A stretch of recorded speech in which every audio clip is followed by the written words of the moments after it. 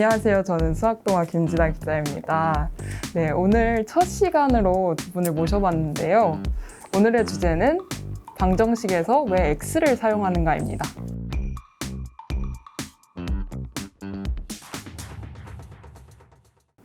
하나 이상의 미지수가 존재하는 등식인 방정식은 우리 삶 속 아주 작은 부분부터 넓은 우주까지 설명하는 엄청난 존재입니다. 인류는 방정식을 발견하고 창조하면서 세상을 점차 이해하고 있습니다. 방정식에서 가장 중요한 문자는 무엇일까요?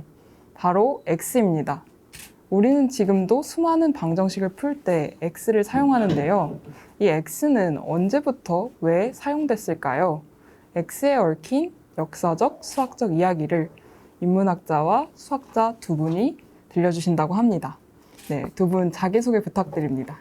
네, 안녕하세요. 서울대 철학과에서 교육하고 연구하고 있는 이은수라고 합니다. 오늘 먼저 이렇게 흥미로운 주제를 이야기할 수 있는 기회가 있어서 너무 감사하고요.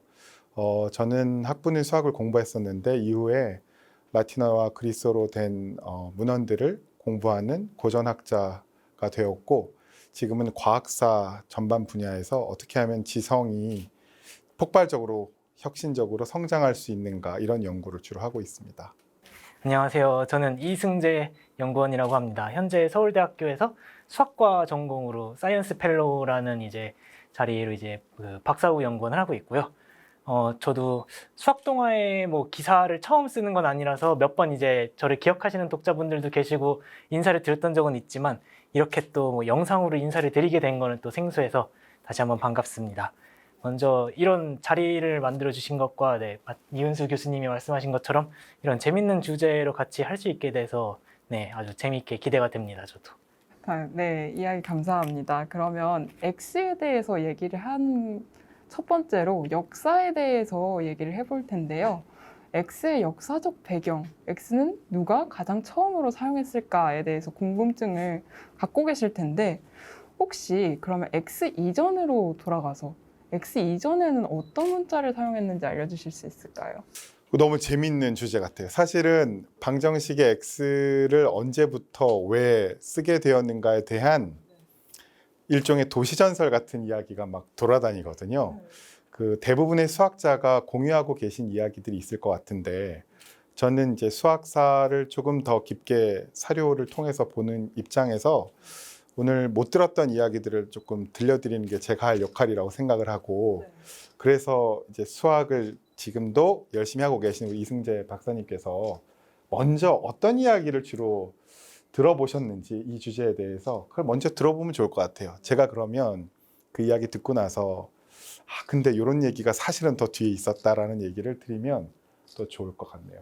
네, 저도 아주 재밌을 것 같습니다. 그 교수님 말씀대로 사실 수학하는 사람들 혹은 수학에 관심이 있는 사람들이라면 X가 이래서 나왔다, 저래서 나왔다 이런 정말 도시전설 같은 얘기들이 좀 있거든요. 근데 저희도 그런 거를 얘기를 듣지만 막상 저희 수학하는 사람들조차도 그거를 막 고문서를 뒤져보면서 이게 정말 맞구나라고 팩트 체크를 할 일이 그렇게 많지 않거든요. 그래서 제가 혹시 이거는 틀린 거야라고 혹시 아니면 이거는 사실은 이랬어라고 교수님께서 정말 알려주시면 저도 재밌게 들을 수 있을 것 같습니다. 그래서 저희가 아는 몇 가지 썰은 그러니까 먼저 알지브라 혹시 대수라는 얘기 자체가 알카리즘이 이런 그 아랍 쪽에서 한때 유럽 쪽이 암흑기를 거치고 있을 때 아랍 쪽에서 많이 발전을 하면서 그때 그 아랍어로서 그 흔히가 저희가 방정식을 x라고 하기 전에서 이것 저것 그것 이런 말을 주로 하잖아요. 그러니까 그런 thing이라는 영어 단어는 thing이라는지 그런 거를 얘기하는 게 shay라든가 발음은 저도 정확히 모르는데 shay나 shay라는 표현을 썼었다고 해요. 그러니까 x라는 미지수까지는 아니라도 나름 이것 더하기 그것 이런 표현을 했겠죠. 근데 그게 스페인 그 당시 고대 스페인어로 그 책이 번역이 되면서 그거를 쉐이라는 발음 기호나 그런 단어가 없어서 그 x를 쓴 카인가 케인가라는 식으로 번역이 됐다가 그런 식으로 x가 됐다라는 얘기를 들은 적이 있고요. 근데 그게 그런 문서들이나 얘기들을 쓰다가 공식적인 어떻게 나름 공식적인 문서에서 처음 x가 미지수로 된 거는 데카르트의 라 지오메트리인가 라는 제가 프랑스 발음은 잘 모르지만 그 책에서 처음으로 페리미터는 A, B, C 미지수는 X, Y, G라는 식의 표현으로 정식으로 써졌는데 그때 뭐 하필 그게 X가 된 이유는 또 인쇄를 하는데 뭐 X라는 게 남아 돌아서 그랬다 뭐라는 그런 썰도 들었고요. 아무튼 제가 들은 유래로는 아랍에서 온 게 번역이 된 거랑 뭐 데카르트의 책에서 처음 썼다. 그 정도가 그냥 제가 아는 정도인 것 같습니다. 우리가 통념상 알고 있는 이야기를 굉장히 잘 해주신 것 같아요. 사실 이 질문에 대한 답을 정확히 찾기는 좀 어려울 것 같아요. 그러니까 문헌에서 언제가 처음 X가 등장했는가를 안다는 게 그렇게 쉬운 일은 아니고요. 다만 첫 번째 말씀하신 아랍어에 있던 thing을 의미하던 아랍어 단어를 우리가 보통 12세기 르네상스라고도 부르는데 스페인에서 이제 톨레도 같이 여러 언어들이 섞이는 곳에서 자연스럽게 여러 과학 문헌들이 아랍어에서 라틴어로 번역되는 과정을 겪는데 뭐 라틴어뿐 아니라 약간 vernacular 세속어들도 또 번역이 좀 되죠. 근데 그럴 때 그 아랍어 단어 thing이란 아랍어 단어에 해당하는 유럽 언어, 라틴어가 됐든 스페인어가 됐든 그 언어에 해당하는 말이 마땅히 없어서 뭐 약간 발음의 문제로 인해서 K라고 했든지 이제 그게 또 그리스어의 카이로 변형이 돼서 그리스어 카이가 생긴 게 X처럼 생겼거든요. 그러다 보니까 그게 X가 되지 않았을까라는 이론이 아마 19세기 말이나 20세기 초에 어떤 수학사 학자 2명 정도가 그런 얘기를 펼쳐냈어요. 근데 최근에 그게 테드턱에서 어떤 분이 왜 X를 사용하게 되었는가라는 이야기가 좀 더 퍼져나가면서 그 이야기가 되게 맞는 이야기처럼 돼버렸고 특별히 이제 웹스터 영어 사전 같은 데서 그 X의 사용에 대해서 그런 용례를 이유를 적어놨거든요. 그래서 그게 되게 맞는 이야기처럼 이미 퍼져버렸는데 기록된 문헌에서 정말로 그걸 뒷받침할 만한 어떤 기록이 있느냐, 그게 정말 그렇게 된 유래가 맞느냐의 질문을 물었을 때는 좀 조심스럽게 접근해야 될 부분이 있어요. 그러니까 딱히 그게 맞는 것 같지는 않다.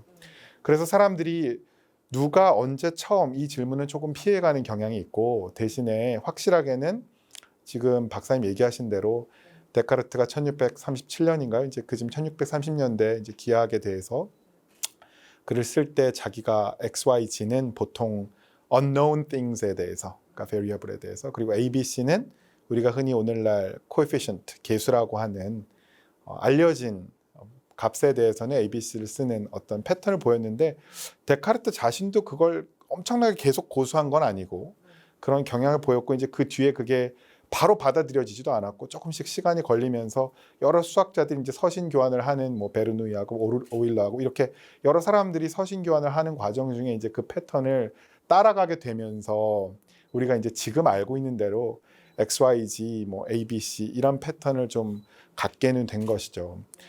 자, 그러면 X라는 문제는 일단 차치하고 그럼 X 전에는 뭐였냐? 그러니까 X가 누가 처음, 이 문제는 너무 어려운 문제거든요. 그러니까 너무 거기에 집착할 필요는 없을 것 같고 안전하게는 데카르트 이후로 볼 수 있겠다. 그러면 X 이전에는 뭘 썼느냐 이게 좀 궁금하실 수 있을 것 같아요. 오히려. 그러니까 X 이전에도 우리가 무언가 모르는 미지의 값을 찾는 방정식에 대한 어떤 이해도는 있었거든요. 그러면 사실 여러 전통으로 나눠서 살펴볼 수는 있는데 예를 들면 레기오 몬타누스는 유클리드 기하학 원론이 처음 인쇄된 게 1482년이고 그 전에 죽은 이탈리아 수학자예요. 근데 레기오 몬타누스는 이 unknown thing 같은 개념을 나타내기 위해서 이탈리아를 사용을 했었는데 뭐 코자라는 이탈리아를 써서 CO 이런 거를 이제 X 밸류로 대신 쓰기도 했고 이제 그게 막 X 제곱이면 이제 어떻게 할 거냐 이 문제도 되게 중요한데 X 제곱의 경우에는 이제 센소라고 센서스에 남아 있는 그래서 C2를 쓰기도 했고 X 세제곱 X 큐브드의 경우에는 CU를 쓰기도 했고 이제 구보스. 그래서 이제 뭐 C2 뭐 COCE, 뭐 CU 이런 식으로 좀 그런 걸 통해서 쓴 적도 있어요. 레기오 몬타누스뿐 아니라 이제 더 올라가자면 결국 이 문제를 탐구하는 가장 근원은 디오판토스까지 갈 수밖에 없어요. 근데 우리가 디오판토스 자신에 대해서 아는 거는 그렇게 많지가 않아요. 디오판토스가 묘비에 이제 자기가 몇 살을 살았게 뭐 84세 죽었나요?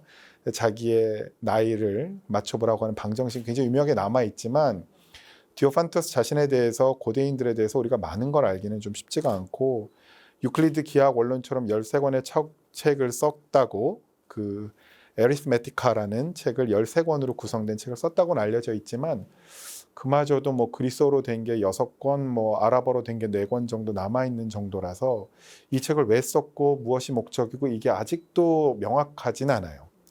하지만 이제 이 아리스메티카에서 그럼 디오판투스가 어쨌든 우리가 지금 이야기하는 이런 대수적인 접근, 그걸 꼭 알제브라라고 부를 수는 없겠지만 지금 박사님 얘기하신 대로 알제브라는 후에 아랍권에서 나온 단어니까 이런 대수적인 접근이라고 그냥 통칭을 한다면 디오판투스는 이런 걸 얘기할 때 어떻게 접근을 했냐, X를 안 쓰고 이제 그 얘기는 아마 우리 원고를 통해서 실제 디오판투스의 그 매뉴스크립트 필사본에 남아 있는 몇몇 텍스트를 제가 보여드리고 싶고 간단히 말씀드리면 라틴어의 시그마의 소문자 S를 사실 약간의 획을 그어서 그게 X인 경향이 있고요. 그 다음에 X 제곱에 해당하는 거는 그러니까 영어로 치면 스몰 s가 X라면 시그마, X 제곱에 해당하는 거는 주로 이제 델타하고 위에 윕실론을 써서 이제 duplicated 된 것처럼 썼고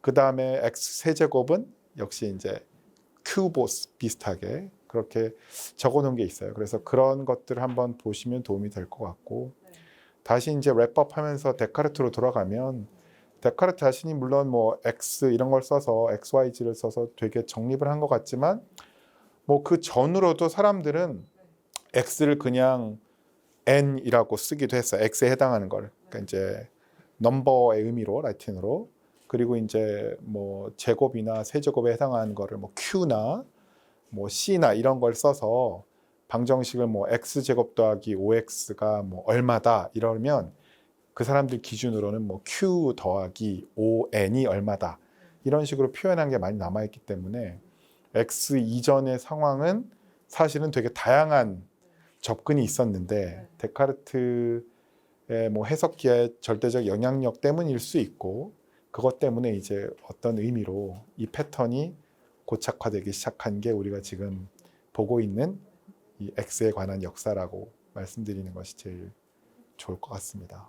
그렇게 X가 가장 처음 등장한 기록이라는 게 참 찾기도 어렵고 찾을 수도 없다고 생각이 드는데 그러면 X라는 게 무엇을 뜻하는 걸까요? 왜냐하면 X 파일 이런 것에서는 X가 뭔가 밝혀지지 않은 이런 미지수와 비슷한 의미가 띄고 있다고 생각하는데 그럼 X의 그런 어원이나 기원은 어떻게 되는지 그게 조금만 더 첨언을 하자면 사실 이 모든 주제 지금 현재로서 학자들이 참고할 수 있는 최고의 책은 플로리안 카졸이라는 학자가 1929년 30년쯤 펴낸 수학 기호의 역사라는 책이 있어요.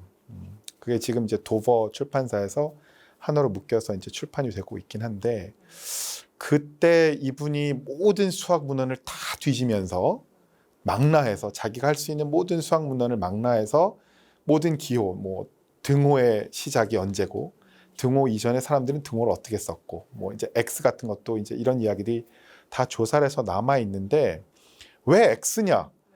X가 뭐 특별한 의미가 있는 것이냐? 여기에 대해서는 그분도 딱히 뾰족한 답을 내놓지는 않으셨어요. 그러니까 아까 말했던 이제 아랍권의 사람들이 이제 thing의 의미에서 쓰던 단어가 그게 이제 넘어와서 어떤 의미에서 카이든 아니면 이제 뭐 굳이 그리스어를 연결해서 크세노스라는 낯선 의미까지 결합하는 여러 설들이 있지만 그 어떤 것도 이게 답이다라고 할 정도로 정확한 답을 얻은 적은 없어요.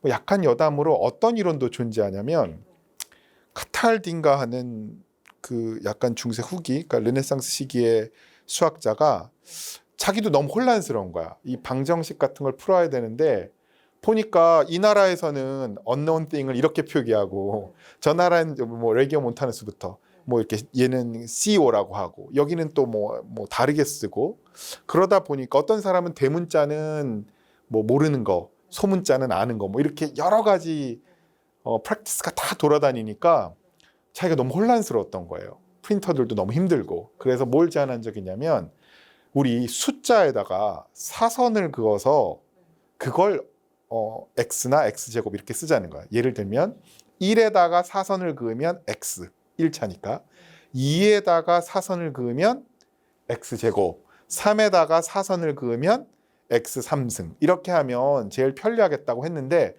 그게 아주 인기를 끌지 못했어요. 그 방법이. 근데 그 설이 좀 매력적인 거는 1에다가 사선을 그으면 그 모양이 x긴 하거든요.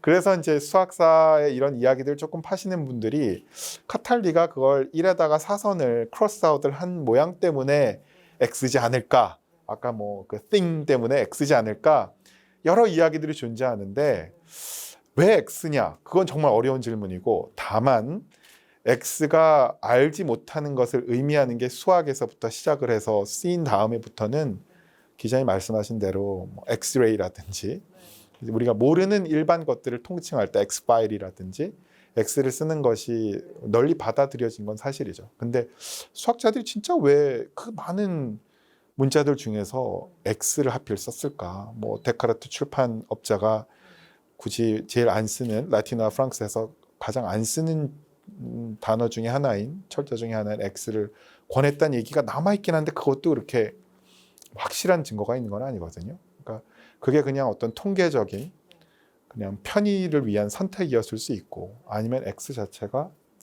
특별한 의미가 있었는지 저는 그거에 대해서는 잘 모르겠더라고요. 그래서 네. 저도 뭐 역사는 당연히 교수님이 훨씬 더 잘 아실 테니까 그냥 쓰는 사람으로서 생각을 하면은 그러니까 X 파일을 아까 말씀해 주신 뭐 X 파일이나 엑스레이 그런 데서 왜 X의 어원이 모르는 것이냐 보다는 교수님 말씀하신 것처럼 이미 X가 언노운으로 수학에서 먼저 자리 잡았고 거기서부터 그러니까 이제 X 파일도 X 파일인 거고 뭐 엑스레이도 엑스레이인 거고 그런 식으로 반대로 뭐 흔히 말하는 뭐 역수출 같은 개념이 된 게 아닐까. 네. 그러니까 어떻게 보면 어원에서 뭐 예를 들면은 사과를 왜 사과로 불렀을까라고 하면은 그거를 찾기 힘든 것처럼 네, 어원이 처음에 이 미지수라는 거를 X라고 하는 거는 그냥 우연의 산물일 수도 있고 아니면 저희는 이미 알지는 못하지만 그 당시 분들의 뭐 이유들이 있을 수도 있지만 그게 먼저고 이미 언노운 X가 된 이상 앞으로 그냥 쓰이는 거는 거기서부터 출발된 게 아닐까. 네, 저는 그게 좀 더 맞을 거라고 생각을 합니다. 네, 되게 좋은 이야기를 많이 해주셨는데 그런 X가 어찌 보면 다른 X라는 다른 사용 사례에서 영향을 수학에게 받았다라고 이야기를 해주셨는데 그렇다면 수학에서 사용하는 X와 우리가 일반적으로 알파벳에서 사용하는 X가 모양이 조금 다르잖아요. 그러면 수학에서는 왜 그런 모양의 X를 쓰게 되는 거야? 이거에 대해서 답해 주실 수 있을까요? 수학 논문을 그러니까 지금은 예를 들면은 현대 수학에서도 그러니까 뭐 약간은 지역권이나 그 사용자들에 따라서 그 지역에 따라서 조금 다른 노테이션들이 있기는 해요. 예를 들어서 뭐 흔히 나오는 한국은 7 같은 게 예를 들면은 이제 이렇게 쓰는데 외국계는 뭐 이렇게 쓰고 이렇게 사선 같은 걸 긋잖아요. 그렇기도 하고 X나 제 생각에는 알파벳이 사실 X는 좀 유난히 이렇게 쓰는 거와 뭐 이렇게 쓰는 게 다르긴 하는데 그 수식에서 나오는 다른 단어들도 사실 알파벳하고 수식이 좀 달라요. 그러니까 A, B, C들 모양 자체가 약간 수식에서 보통 좀 더 이탈릭으로 기울기도 하고요. 근데 그게 어떻게 보면은 논문을 읽다 보면 결국은 이제 그냥 문장 글이 나와야 될 때랑 수식이 나와야 될 때가 있는데 그거를 비교를 하려다 보니까 그러니까 어떻게 보면 폰트를 바꾸는 거죠. 한국도 뭐 어떤 부분은 이제 뭐 명조체나 이런 걸로 강조를 할 수도 있고 뭐 어떤 건 굴림일 수도 있고 그런 식으로 폰트 자체가 바뀐 것도 있고요. 그러니까 레이텍이라는 게 이제 논문을 쓸 때 주로 쓰는 이제 저희 그 프로세서 중에 하나인데 거기서 보면은 그런 그러니까 수식 단어들에서도 저희가 흔히 쓰는 X, Y, G, 뭐 ABC 같은 것도 있지만 그 노테이션들마다 아예 체가 다른 게 있어요. 예를 들면은 프랙토어 같은 체라는 게 존재를 하는데 그러니까 아니면은 저희가 뭐 자연수, 정수 이런 거 할 때 N, R, 뭐 C, 뭐 G 이런 거 할 때가 그게 알파벳도 아니고 사실 되게 특이한 2줄짜리 이런 폰트를 쓰잖아요. 그게 사실 독일 쪽에서 한참 수학을 많이 했을 때 거기서 온 그런 체들이 많거든요. 그러니까 그런 어떻게 보면 알파벳이랑 구별을 해야 되다 보니까 자연스럽게 다른 이제 폰트를 쓰게 된 게 아닌가 같은 생각도 사용하는 입장에서는 그 생각이 되는데 마찬가지로 어느 순간부터 이게 뭐 그 철자나 사용 그 쓰는 방법부터 어디서부터 바뀌었는지 같은 역사적인 것까지는 저도 잘은 모르겠습니다. 네. 뭐 약간 다른 얘기지만 그 집합론에서 자연수, 정수, 뭐 유리수 집합 얘기할 때 그 약간 두 줄씩 쓰는 폰트가 글쎄요, 그것도 파봐야겠는데 뭐 고틱체에서 왔을 수도 있을 것 같고, 그런 의미에서 수학자들이 기호를 쓸 때 어떤 그런 유래를 되게 존중한다는 느낌은 들기는 해요. 만약에 그렇다면 그 기자님 원래 질문으로 돌아가면 사실 X의 모양을 지금 구분해서 질문을 하신 건데, X를 말하자면 조금 더 약간 거칠게 선 두 개를 통해서 X를 쓰느냐, 아니면 커시브하게 진짜 한국 사람들이 많이 하듯이 반원 두 개를 엮어서 X로 쓰느냐, 요 질문인데 그렇게 큰 차이는 없을 것 같아요. 아까 말씀드린 뭐 카탈디의 경우처럼 만약에 원에다가 크로스아웃을 했다 그러면 그건 이제 좀 더 약간 직선에 가까운 X를 선호하는 경향이 있긴 하겠죠. 근데 수학하시는 분들 얘기를 좀 들어보면 뭐 그 X든 저 X든 사실 두 번 획을 긋는다는 차원에서는 자기들은 별로 마음에 안 든다. 차라리 X 이전에 좀 쓰였던 Q 같은 경우가 한 번에 쓸 수 있어서, 그죠? 필기체 Q 같은 경우에는 한 번에 그냥 쓸 수 있으니까 그거는 편이라도 있는데, X가 EX가 됐든 저 X가 됐든 그게 그렇게 본질적인 차이는 없는 것 같아요. 그 모양의 어떤 그 선호도를 제외하고서는. 네, 그렇습니다. 그리고 이거는 수학이랑 약간 다른 이제 X 얘기가 나왔으니까 잠깐 이제 재미삼아 말씀드리면, 그 인터넷에 실제로 그러니까 뭐 수학이랑 그 저희가 그냥 영어를 쓸 때 X가 다른 거랑 상관없이 영어로 그냥 X를 쓸 때도 이제 뭐 1, 2, 3, 4 같은 게 있으면 뭐 1, 4, 뭐 3, 2를 할 거냐, 뭐 3, 2, 1, 4를 할 거냐, 뭐 이런 여러 가지 X 표기법이 있잖아요. 근데 그게 생각보다 그것마저도 지역마다 그리고 사람마다 굉장히 많이 갈리더라고요, 편차가. 저희는 예를 들면 X 쳐봐 그러면 뭐 이렇게 많이 하는데 그게 진짜로 다르더라고요, 사람들마다. 그러니까 이게 단순히 뭐 이렇게 쓸 거냐 이렇게 쓸 거냐도 있지만 이 X를 어떻게 쓸 거냐도 굉장히 갈리는 문제인 것 같습니다. 네. 네, 되게 자그마한 질문이라 생각했는데 이렇게 다양한 이야기 해주셔서 너무 좋았는데, 그러면 조금 역사에서 넘어가서 수학 이야기를 좀 해보려고 해요. 우리가 X라는 기호가 생김으로써 어찌 보면 방정식이 놀라운 발전을 하지 않았나라고 생각하는 사람들이 있을 텐데, X라는 기호가 생긴다는 게 주는 이점이 무엇인지 이야기를 해주신다면. 네. 대수가 흔히, 그러니까 이제 계속 이제 알지브라 얘기도 나왔고, 이제 대수라는 단어를 보면은 그게 큰 수가 아니잖아요. 그러니까 그 대가 제가 알기로는 뭐 약간 뭐 대명사 할 때 대나 그런 대처럼 이제 대신하는 그런 의미가 되는 건데, 그러니까 어떻게 보면은 그러니까 아까 X의 어원 때 잠깐 얘기 나눴던 것처럼 이게 X라서 의미가 있다라기보다는 그런 기호화가 된 게 수학사에서는 되게 큰 의미가 있는 것 같아요. 그러니까 그보다도 먼저 숫자라는 의미가, 예를 들어 저희가 5라는 숫자가 있으면은 이게 글로 쓸 때는 뭐 사과가 5개 있다, 아니면 뭐 사람이 5명 있다, 뭐 시간이 5시간이 있다가 모두 그냥 5라는 어떻게 보면 추상적인 개념으로 묶이잖아요. 그러니까 이런 숫자라는 게 미닝을 갖기 시작하면서부터 이게 표현이라는 게 되고 그 대상이 소통이 되는 건데, 그러니까 X라는 것도 예를 들어서 삼각형의 넓이를 구해보자라고 하면 저희가 뭐 밑변 곱하기 높이 곱하기 2분의 1이다 라고 이제 말로 표현할 수도 있고요. 그거를 수식으로 바꾸더라도 뭐 예를 들어서 밑변 곱하기 높이 곱하기 뭐 아니면 오버 2 뭐 2분의 1 이렇게라도 쓸 수 있는데, 그거는 어쨌거나 그걸 봤을 때 의미가 정해지잖아요. 그러니까 밑변이라는 단어가 있고 높이라는 단어가 있고 그거를 곱해서 뭐 2로 나누면 삼각형의 넓이가 나온다, 아니면 그걸 곱하면 뭐 사각형의 넓이가 나온다, 이런 식으로 의미가 정해지는데, 그거를 그냥 뭐 2분의 xy라고만 써놓으면은 이거는 그야말로 미지의 것이란 말이에요. 근데 그런 식으로 그러니까 저희가 대화를 할 때 하나하나 단어 자체의 미닝으로부터 이제 설명을 하기 시작하면은 그게 어떻게 보면 더 정확할 수는 있지만 반대로 더 이제 얘기마다 이제 미닝이 전해져야 되니까 밑변이라는 단어를 모르는 사람한테 밑변을 설명해야 되는 거잖아요.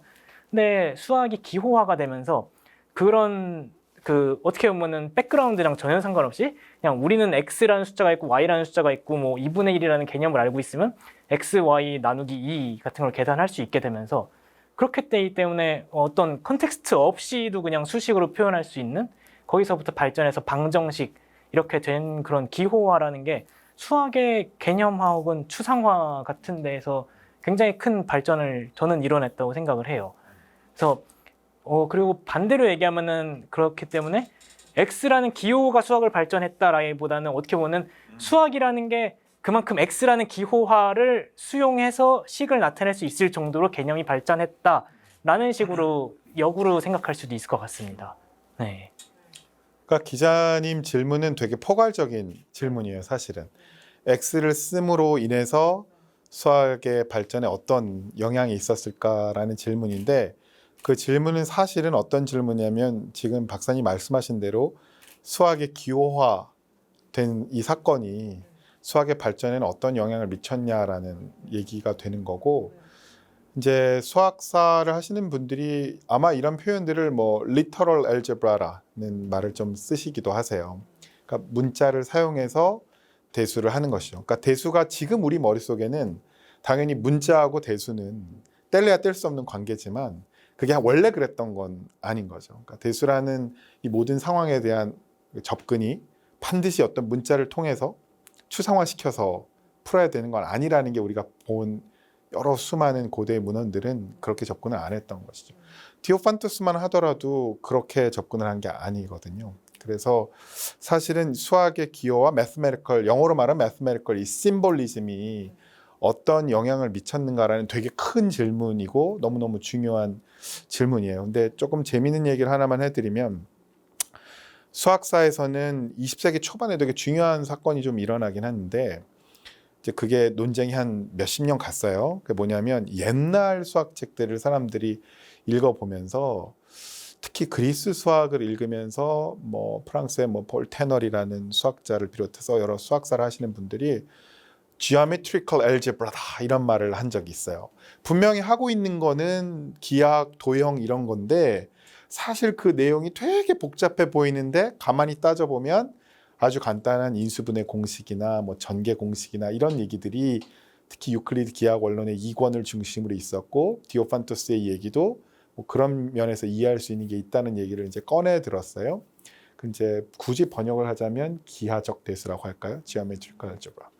근데 여기에 대해서 이제 1970년대쯤 왔을 때는 그거 너무 부당하다. 이 옛날 사람들의 글을 읽을 때는 그 사람들이 이해하던 방식 그대로 그때의 수학의 관습 그대로 이해하려고 노력을 해야지 그거를 다 우리의 관점으로 다 해석을 해서 현대 수식으로 다 풀어서 해버리면 그 날 것 그대로의 맛을 사실은 느끼지 못하는 게 좀 있는 거죠.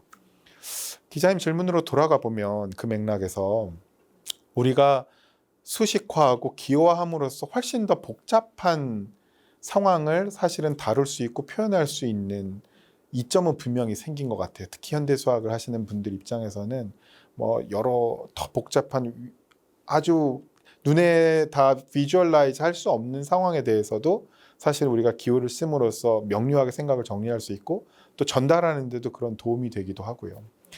근데 아마 수학 동화에 관심이 있는 우리 젊은 독자들에게는 이 기호한다는 것의 장점 못지않게 단점도 많이 느끼고 있지 않을까 하는 생각이 좀 들면서 여러분들이 수학 교과서에서 많이 보는 문장제 문제가 원래는 애초에 날 것 그대로의 이른바 대수적인 문제라고 할 수 있겠죠. 그 문장제 문제를 사실 기호화하고 바꾸면서 우리가 문장제 문제를 풀게는 되는데 원래 그대로를 놓고 보자면 사실은 그 기호를 쓰지 않고서 이 대수적 상황을 접근하고 또 그걸 기하적으로도 생각해보고 이런 과정이 주는 굉장한 이점이 사실 있긴 있어요. 이게 단순히 x 더하기 y의 전체 제곱이 x제곱 더하기 2xy 더하기 y제곱이라고 공식으로 외우고는 있는데 그걸 그렇게 기호화하지 않고 x 더하기 y의 제곱의 의미를 도형으로 표현한다든지 더 그걸 있는 실체 그대로 접근을 했을 때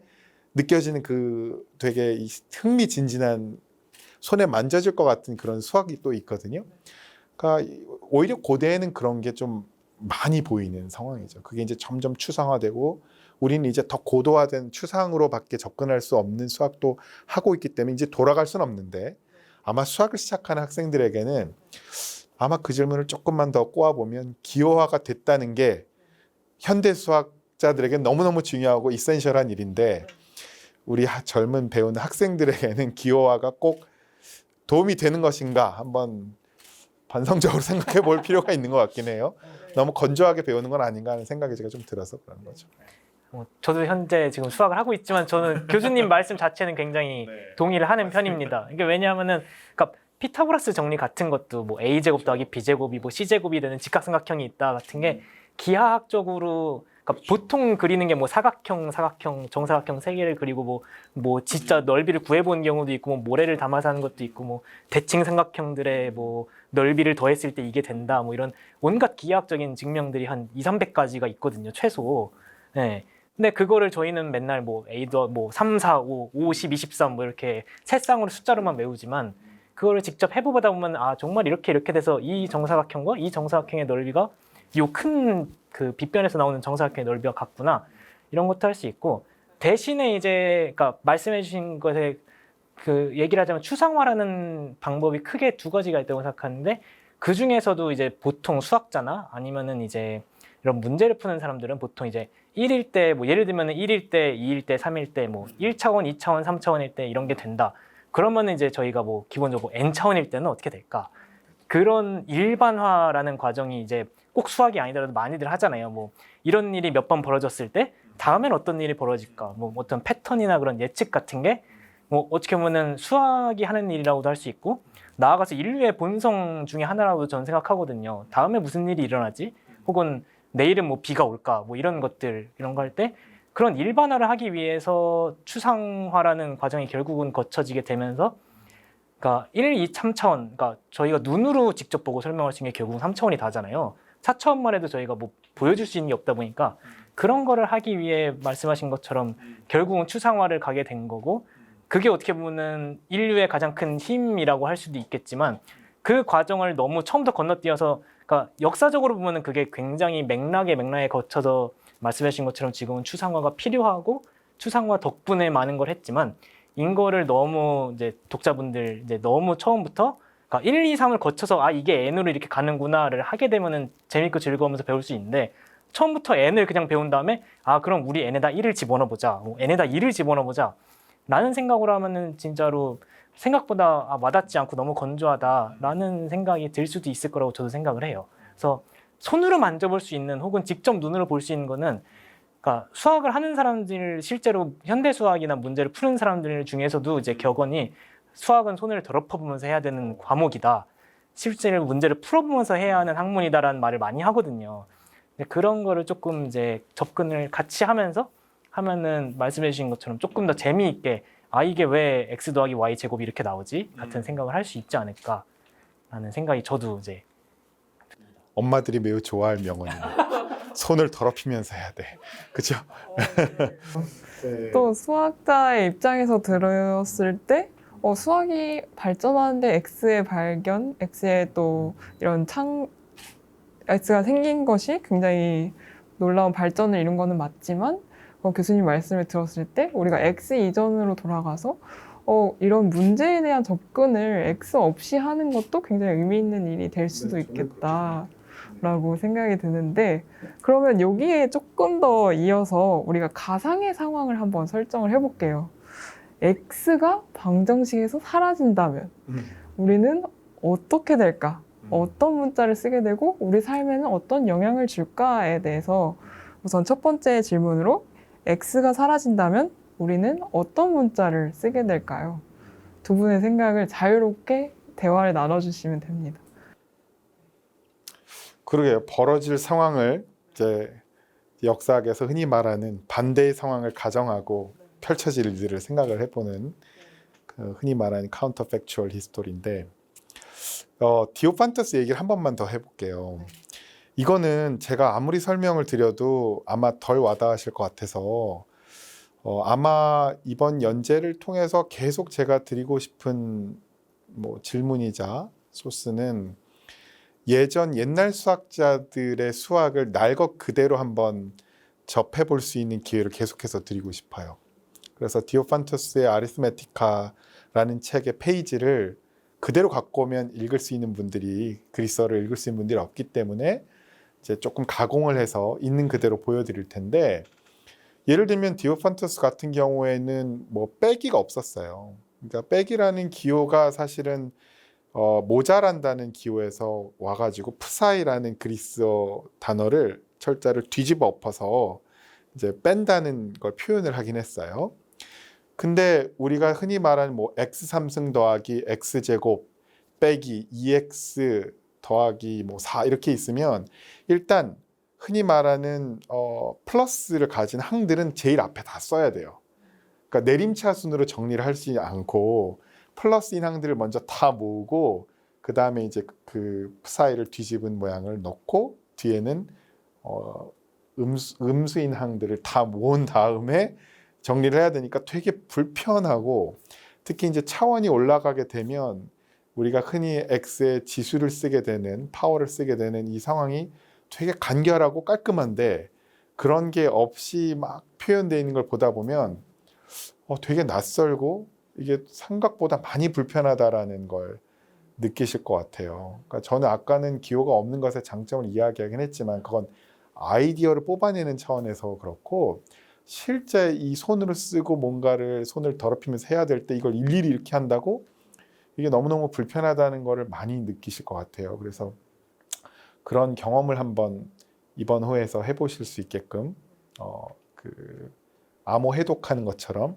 이게 도대체 무슨 오늘날의 어떤 수식에 해당하는 건지 한번 보여드리면 너무 좋을 것 같고 그런 다음에 아마 여러분들이 자유롭게 상상을 해보시면 좋을 것 같아요. 만약에 x가 없어서 방정식을 계속 연립방정식을 디오판틴 뭐 이런 걸 푸는데 이렇게 맨날 써야 된다고 했을 때 당연히 시간이 훨씬 더 낯선 것뿐 아니라 효율이 훨씬 떨어지는 게 있어요. 그래서 그게 있고 또 뭐 문자도 우리는 오늘 X 하나만 얘기했지만 그 문자를 하나만 사용해야 될 때와 여러 개의 문자를 쓰게 될 경우들을 또 생각해 보면 여러 가지 다양한 상황이 벌어질 것 같은데 박사님 혹시 생각이 있으시면 먼저 듣고 저는 한 가지 예상하는 걸 한번 얘기해 볼게요. 그럼 박사님 우선 답변 주시기 전에 한 논문을 쓸 때 X가 몇 번 정도 들어간다고 생각하세요? 보통? 그래서 저도 이 얘기를 하려고 그랬는데요. 그러니까 기자님의 질문이 크게 두 가지 방향으로 나올 것 같아요. 정말 문자 그대로 X라는 표현이 없어졌을 때 어떻게 될 것이냐 라는 단어는 저는 그거는 사실 되게 쉬울 것 같아요. 그냥 역사적으로 X가 없었으면 뭐 예를 들면 Y를 지금의 X 대신 Y를 썼겠지라든지 그냥 미지수 어떻게 보면 26개의 알파벳 중에 X 하나가 없어지면 25개의 알파벳으로 어떻게든 그냥 지금과 똑같은 기호화를 했을 것 같아요. 그리고 아까 말씀드렸던 것처럼 이제 결국은 그럼 추상적으로 이 기호화라는 것 자체가 의미가 있는 거지 X라는 알파벳이 없어지는 거는 사실 그렇게 큰 의미는 없을 수도 있으면서 사실 많은 수학 논문들에 실제로 X가 안 쓰이는 경우들, 그러니까 안 쓰인다는 게 정말 미지수나 이런 걸로 X가 아닌 것들이 많이 쓰이는 경우들도 있어요. 그러니까 예를 들면은 수학동화 독자분들한테 뭐 제타 리만 제타 가설 같은 되게 유명한 그런 게 있잖아요.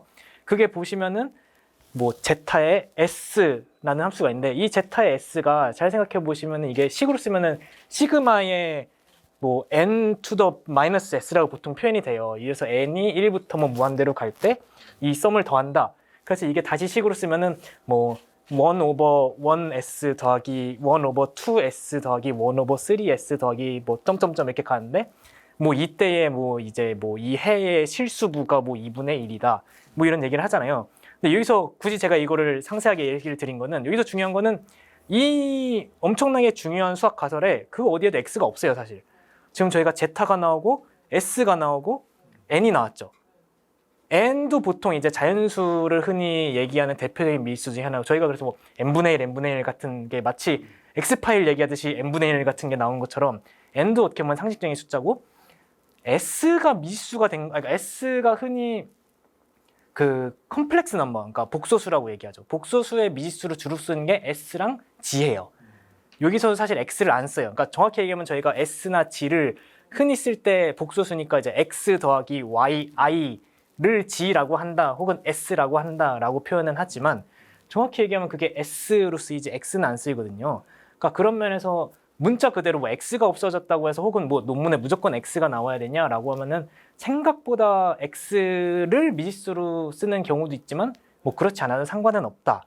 뭐 그렇지 않은 뭐 노테이션들이나 분야들도 많다.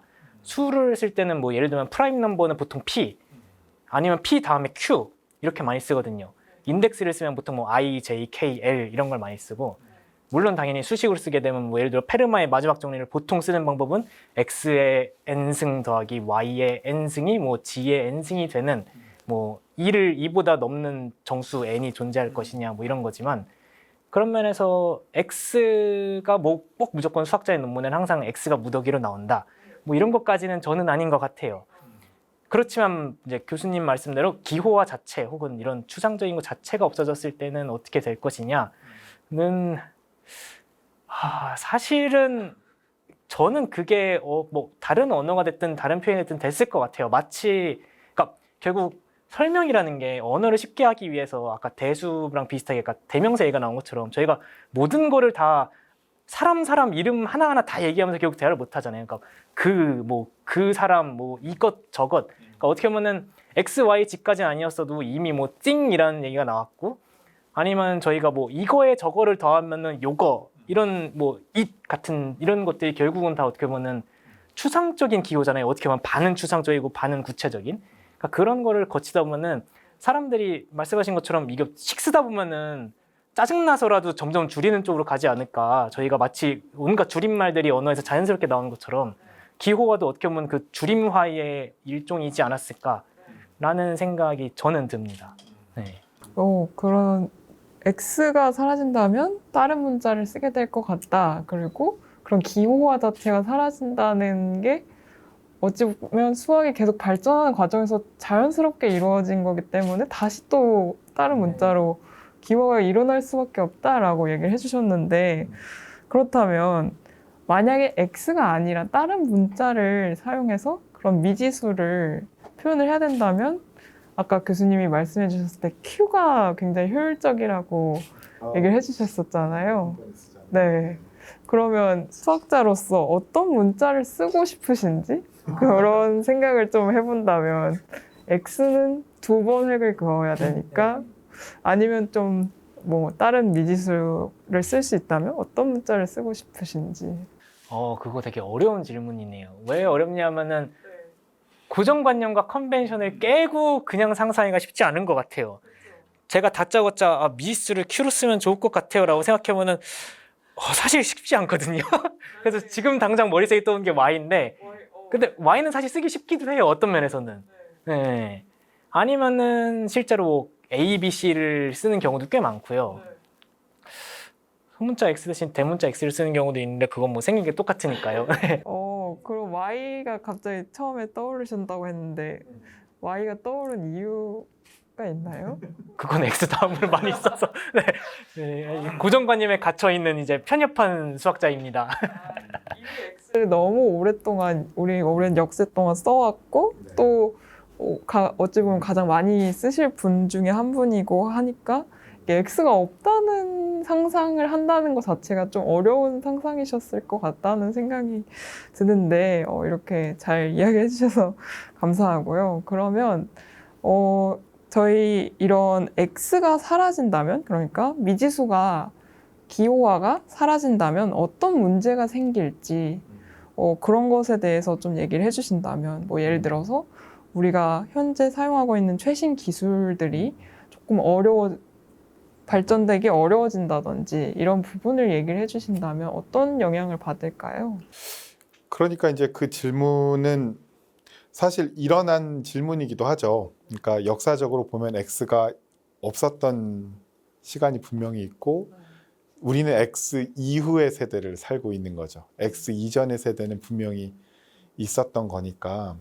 근데 X가 사용됐다는 게 무슨 의미냐를 다시 한번 생각을 해보면 그게 뭐 X냐 Y냐의 문제의 질문은 아닌 것 같고 그러니까 모르는 것에 대한 탐구 어떤 모르는 값을 찾기 위한 노력을 하는 결과로 그걸 이제 X라고 놓고 이제 그 값을 구하는 저희가 일련의 과정을 겪게 된 거죠. 그러면 이제 그 전의 시대는 그러니까 대표적인 게 유클리드 기하학 원론이에요. 그러니까 우리가 아는 서양 전통 안에서는 거기서는 사실 그런 대수적 질문을 기하학 원론이라는 원래 원 제목은 스토이케이아지만 요소들이라는 제목이지만 우리가 이제 중국 전통 때문에 이제 기하 원론이라고 부르게 됐는데 거기서는 제목 자체가 말하는 대로 이제 기하적인 것에 대한 관심이 있는 거죠. 근데 거기서도 물론 어떤 모르는 것을 찾는 노력이 없지는 않은데 그 노력을 보다 보면 되게 도형들을 막 움직이고 비교하고 섞어서 뭔가 해법을 찾아야 되는 상황이거든요. 그러다 보니까 원뿔곡선 같은 거를 아폴로니우스도 생각을 한 게 결국은 우리가 어떤 해법을 찾아야 되는데 그 해법을 찾기 위한 일종의 도형을 이용한 접근이라고도 볼 수 있어요.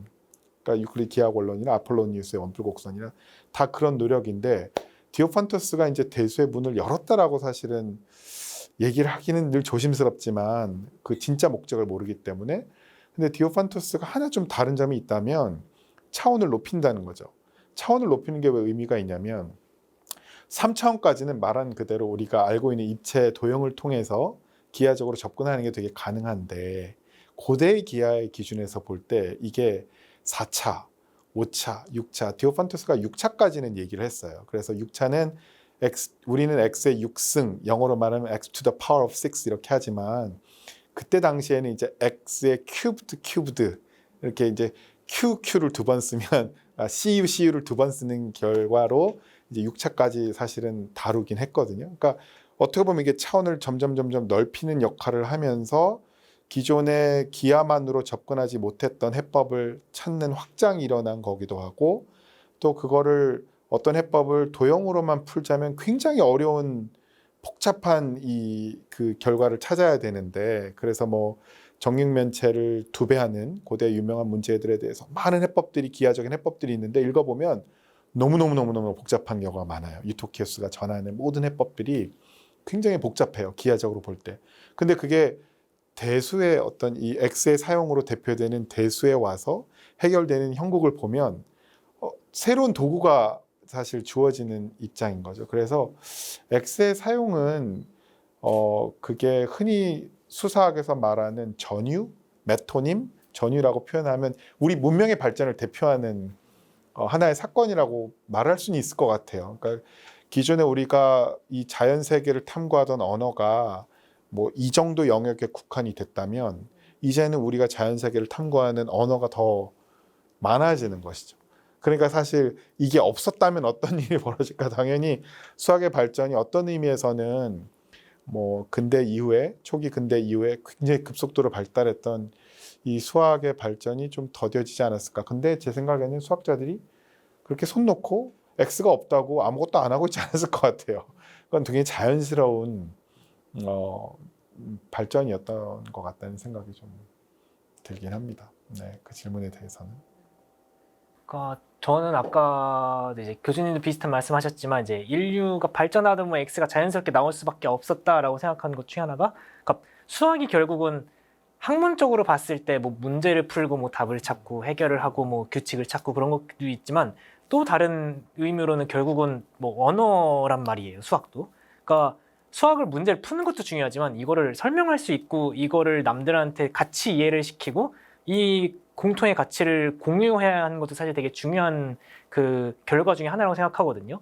그러니까 그런 면에서 그러니까 수학이 기호화가 됐다라는 것보다도 그러니까 언어 자체가 기호화가 될 수밖에 없음에서 같이 수학도 기호화가 될 수밖에 없었다고 저는 생각이 드는데 그러니까 그런 면에서 이 기호화가 좋은 것 중에 하나가 그러니까 아까 말씀하셨던 뭐 디오판투스의 그런 뭐 아리스메티카 이런 책들이 제가 알기로는 그게 원래 뭐 그쪽에 썼다가 그 유럽이 암흑기를 거치면서 아랍으로 갔던 걸 아랍 사람들이 연구를 하다가 나중에 역수입이 약간 된 그런 걸로 알고 있거든요. 뭐 알렉산드리아 도서관에 있던 게 뭐 소실이 되고 막 이러면서.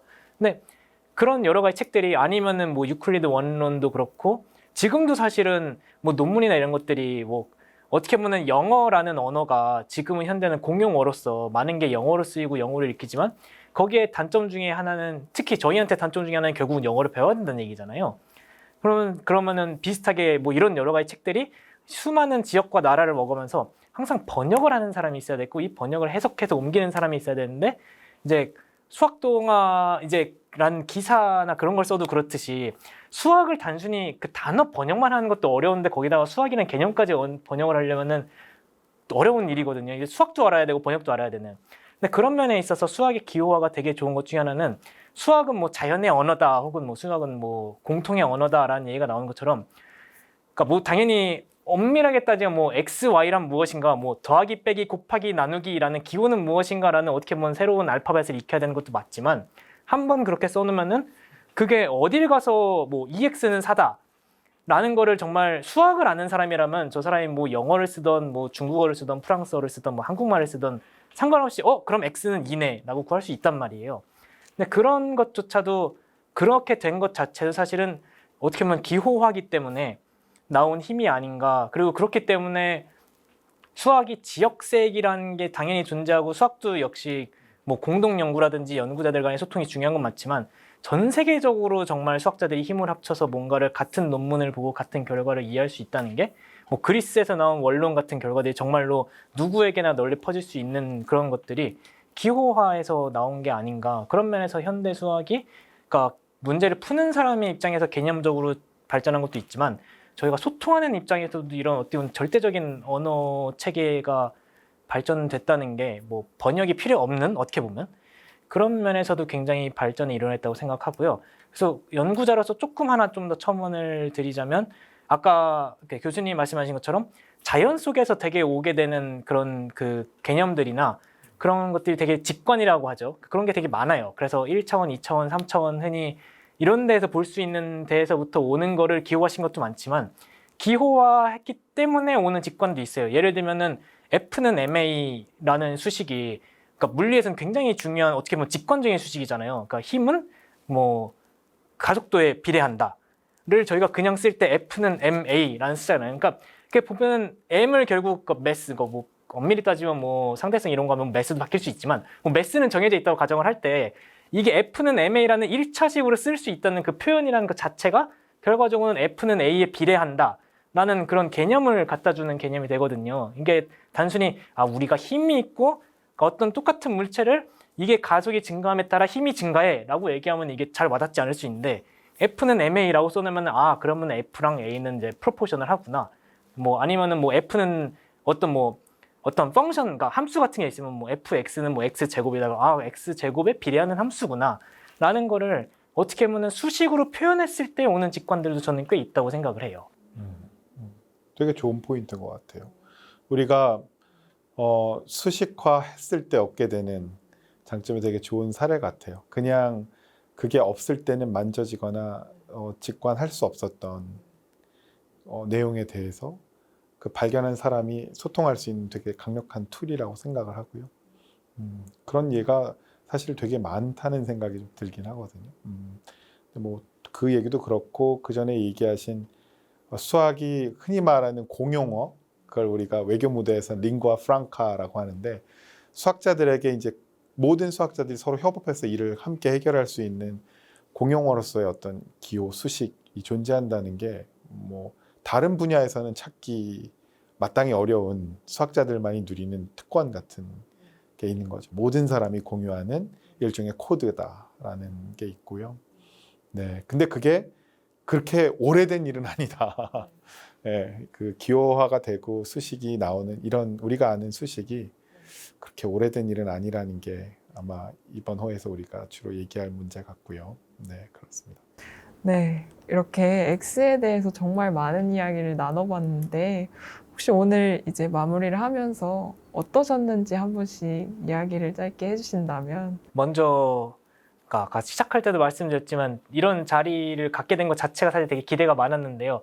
적어도 처음 이걸 해본 결과로서는 기대한 것만큼 아니면 그보다 더 되게 재밌었던 것 같습니다. 제가 뭐 모든 말을 한 게 다 정확하지 않을 수도 있지만 그럼에도 불구하고 이런 대화를 사실은 뭐 할 기회가 그렇게 많지도 않고 하더라도 사실 이렇게 정말 이런 많은 디테일한 부분들에서 실제 이런 사료를 이제 갖고 계시고 역사적인 이런 배경도 아시는 이런 교수님하고 같이 얘기할 수 있는 것도 되게 저한테는 되게 흥미로운 기회였고요.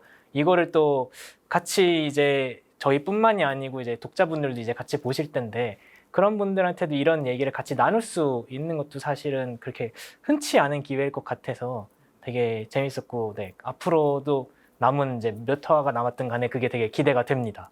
네. 네, 저도 너무 즐거운 시간이었고요. 뭐 다른 욕심은 없고 저희가 아예 기존에 알고 있던 통념을 뒤집는 이야기를 늘 드리지는 못할 수 있을 것 같아요. 근데 이제 많은 사료들이 다 디지털화가 됐고 100년 전에 학자들이 뭐 일일이 도서관을 다니면서 옛날에 레기오 몬타누스가 이렇게 했나? 그다음 뭐 파치올리가 이렇게 했나? 이런 걸 일일이 확인하면서 모았던 일들을 사실 우리는 이제 방 안에서 다 볼 수가 있게 됐거든요. 근데 다만 그걸 봐도 이게 지금 뭐 예를 들어서 I하고 구자가 있으면 그게 구는 US의 줄임말이에요. 사본에서. 라틴어 사본에서. 그럼 I에 US가 있으면 이제 마이너스라는 뜻이거든요. 이제 이런 그들만의 코드가 있던 거죠. 수학 역사의 모든 위인들이 했던 자기들 시대의 관습을 따라서 수학을 써놓은 건데 그 코드들을 조금씩 우리가 1년 동안 진행을 하면서 그 코드들을 어떻게 하면 좀 잘 보여드리고 그 바탕 위에서 우리가 오늘날 하고 있는 이 수학이 무슨 의미가 있는지 어떤 의미에서 예전에 알던 수학과 비교할 때 어떤 게 더 나아졌고 또 늘 나아지지만 않고 어떤 건 또 후퇴한 게 있진 않을까? 우리가 옛날 것에서 옛날 사람들의 관습에서 뭔가 새롭게 취할 건 또 있지 않을까? 그런 이야기를 수학사를 들여다보는 인문학자로서 드리고 싶은 이야기고요. 저도 기존에 했던 학자들의 연구들을 다시 잘 참고하겠지만 혹시 이런 작업을 하면서 놓치고 있던 발견이 있으면 그런 발견을 할 수 있으면 너무 좋을 것 같고 그런 발견을 놓고 실제 현재 수학을 연구하고 계시는 뭐 박사님 비롯해서 또 여러 독자분들이 또 좋은 이야기를 주시면 너무너무 즐거운 시간이 될 거라고 생각합니다. 네. 이렇게 오늘 좋은 이야기 해주셔서 감사하고요. 다음에 또 재밌는 주제로 돌아오도록 하겠습니다. 네, 고맙습니다. 감사합니다.